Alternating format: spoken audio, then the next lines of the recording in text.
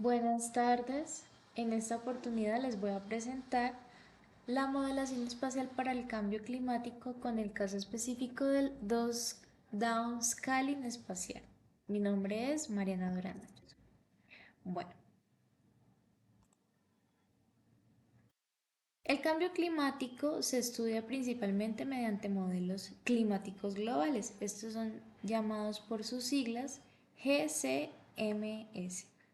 Estos modelos representan procesos atmosféricos a escala planetaria, pero con resoluciones espaciales muy gruesas. Los píxeles son muy amplios, entre 100 a 200 kilómetros cuadrados. Para estudios regionales y locales, esta resolución resulta insuficiente porque pues no alcanza a explicar lo que se quiere estudiar. Como por ejemplo lo podemos ver en esa imagen donde se ve demasiado eh, disperso, no detallado, y acá podemos ver que está un poco más detallado.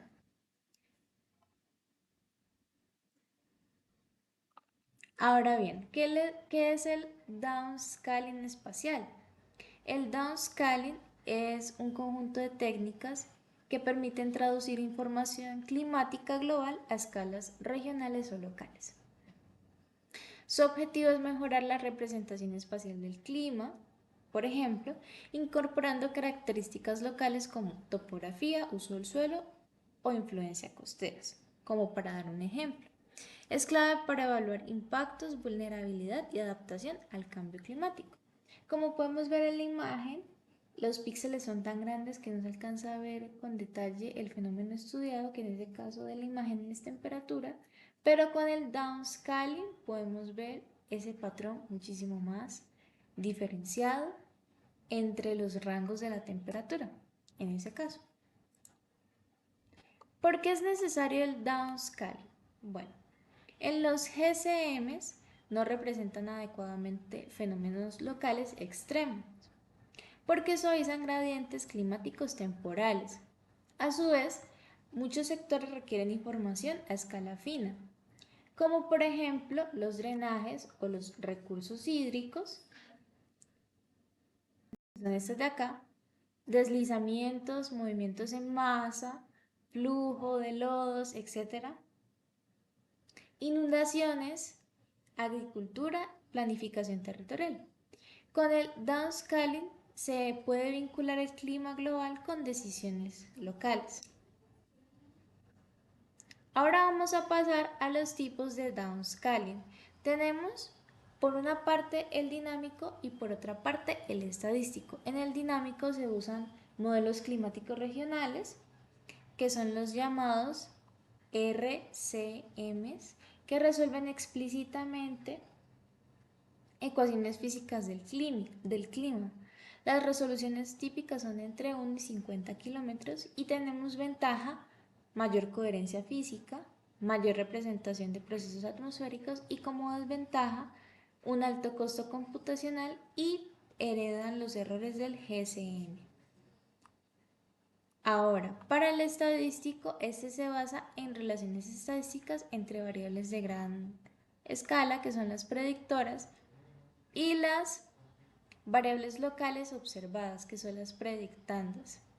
Las técnicas comunes son las regresiones, análogos climáticos, análisis canónico, métodos basados en Machine Learning, ventajas, bajo costo computacional y una fácil implementación, pero como desventaja se da un supuesto de estabilidad temporal de las relaciones. Se supone ese punto. Bueno, ahora voy a pasar a una imagen que explica un poco más estos dos tipos, el estadístico y el dinámico. Bueno, en esta imagen se compara cómo cambia la representación espacial de la precipitación por mililitros por día cuando se pasa de un modelo climático global, que son los GCM, a diferentes técnicas del downscaling estadístico y el dinámico, sobre una región montañosa en California. Este es el condado de California en Estados Unidos. Bueno, como síntesis o el mensaje central que nos transmite esta imagen es que a mayor resolución y mejor técnica de downscaling, hay mayor detalle espacial y mejor representación de la influencia de la topografía. Tenemos el GCM, que es el modelo climático global, que es el primero que vemos aquí. Tenemos una resolución espacial muy gruesa, entre más o menos 100 y 200 kilómetros. Los patrones de precipitación son suaves, generalizados y sin detalle topográfico. Acá hay una limitación clave importante y es que no captura los efectos orográficos como las montañas o los relieves, pero es útil para analizar tendencias globales, pero insuficiente para estudios regionales. Si yo quisiera analizar un estudio de un deslizamiento justamente en una región en California, este no me serviría. Bueno, en la siguiente imagen tenemos el LOCA2. Ese sigue siendo un downscaling estadístico de más alta resolución. Aquí se incorpora información local observada. Se ven patrones más complejos, hay mayor variabilidad espacial y una influencia clara de la topografía. Una de sus fortalezas es que hay muy buen detalle espacial con bajo costo computacional y la limitación es que depende de la calidad de los datos observados. Como tercer punto tenemos el de la NASA. Esta es una técnica de bias correction y un spatial disaggregation. Esta es una resolución intermedia, ni tan amplia ni tan detallada como los dos anteriores. Mejora el primero, que fue el GCM, corrige sesgos, acá se ven un ajuste de valores medios, pero aún se suavizan los extremos y se pierden detalles locales finos. O sea, es como ni muy allá ni muy acá.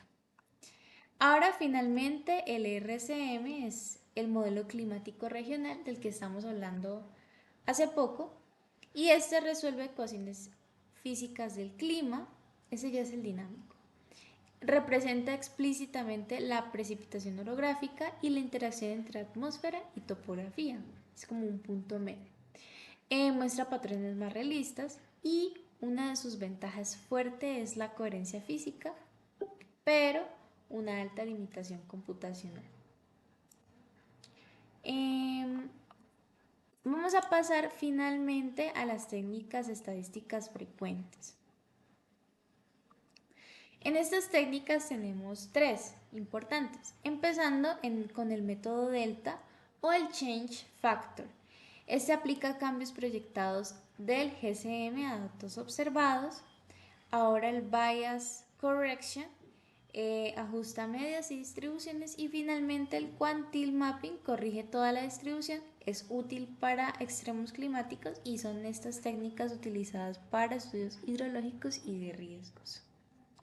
Ya finalmente quisiera terminar con que el downscaling es una herramienta clave para conectar el clima global con el territorio.